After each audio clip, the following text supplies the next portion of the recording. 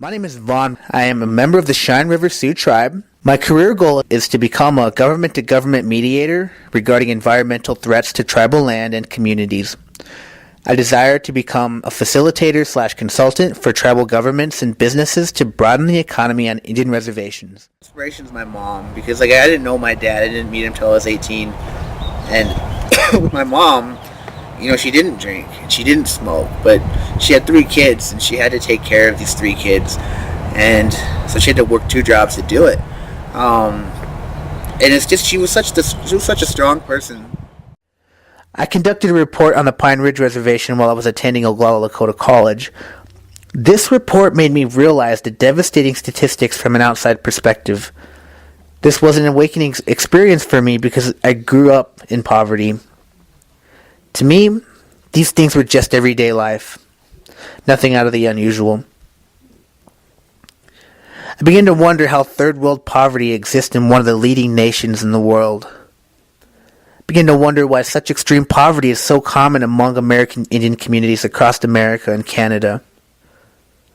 Honestly, the fact that the teen suicide rate in the Pine Ridge Reservation is 4 times the national average infuriates me because suicide is 100% preventable.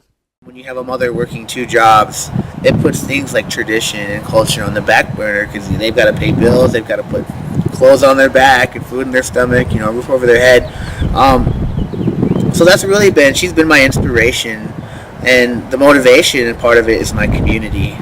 Looking back and experiencing poverty firsthand, what it's like to grow up, getting EBT and these types of things, and you don't think anything of it until you're introduced to a bigger side society and more the community, and people can make you feel ashamed of that type of stuff.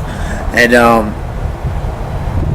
taking a look at historical events in history and how they haven't placed the Lakota people at the biggest advantage, but I think society has changed where we can take advantage of the opportunities now. But my motivation is helping my community, and what can we do to change? And there's a lot we can do in the community. There's a lot we can do here. And I'm really excited to make some of these changes happen. I lost my first son, Josiah, in a tragic accident. Due to the nature of the accident, I became traumatized and I suffered grief and extreme depression. The depression went untreated for a considerable amount of time. As a result, I ended up failing my first semester of college, and I withdrew from my second semester. I have since repaired my cumulative GPA to a 3.79. The type of things I'm involved in to keep me focused on my goals is, one of them is church. And spirituality are huge. Church helps me, it keeps me centered, and I could be having a long day or a long week, and I usually crash land into my Fridays and gasp for air, just welcome the Friday with open arms. But it's really what keeps me centered every week and helps me reset is going to church. And what also helps me keep me focused on my goals is the grassroots coalitions in Rapid City. There's so much organizations that work towards helping my community in the ways that I want to help my community. And it surprised me how much there are, but what surprised me more is that how welcome they were and how open they were to having me involved. And it was actually these type of organizations that helped me develop a vested interest in Rapid City. And even in South Dakota, I always thought I'd have to leave South Dakota to get opportunity. And I'm like, this is what we all say, I can't wait to leave this place. It's going to be great, and it's going to be wonderful. But there's opportunities here, and there's tons of them. And they're waiting for us. They're waiting for the younger generation to take ownership of these organizations. So, it's different organizations like being in church and just these various grassroots coalitions that are just welcome. Those help me keep me centered. I've been a victim of racial profiling, and it's not fun, and it happens all the time. And I didn't really understand what was going on until I grew older and reflected on the experience. And be like, oh wow, that never should have happened. They shouldn't have done that. But rather than being upset about it, I wanted to see how can we change this. What's a logical solution to this?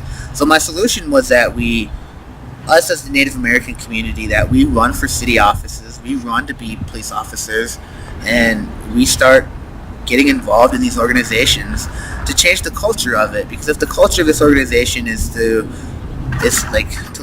not the best interest of Native Americans, well, we can change that by getting Native Americans to represent us. What I would tell younger students, native and non-native alike, is just to apply and go.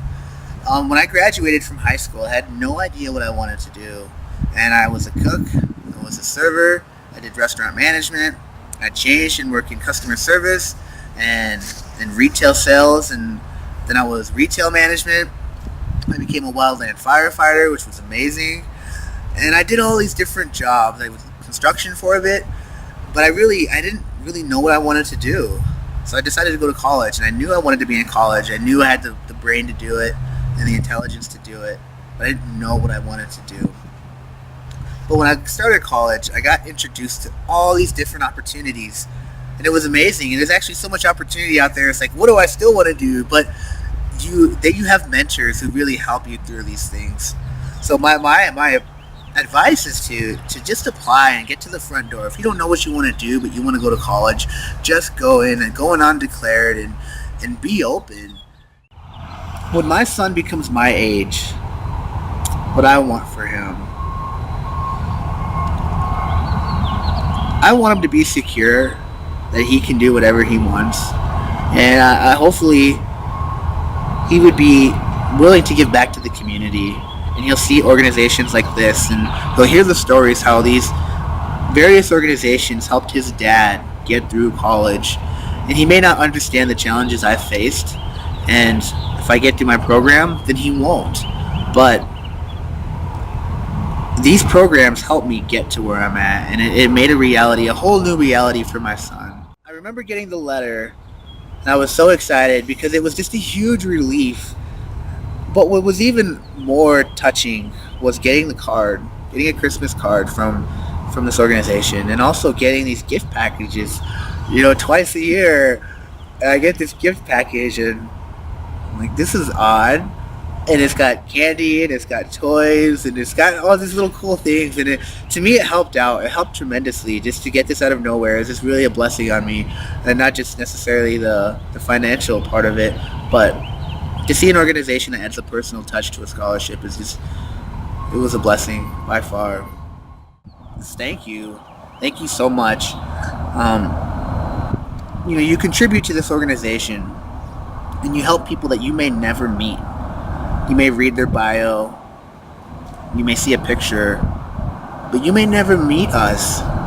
And I know you guys, you're aware of what you're doing and how it's impacting the country, but it's hard to develop that personal connection with this individual, and it's hard for us to develop that with yourselves.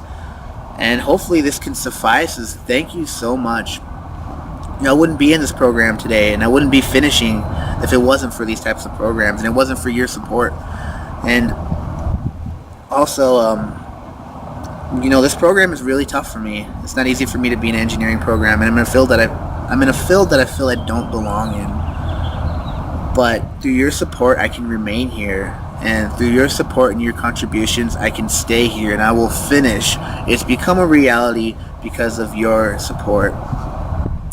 And as I mentioned a little earlier, is that, it's a rigorous coursework, and there's a lot of other things I have to do as well, like being involved in the community. But being an influential person in my child's life is huge for me, because I didn't have that from my father growing up.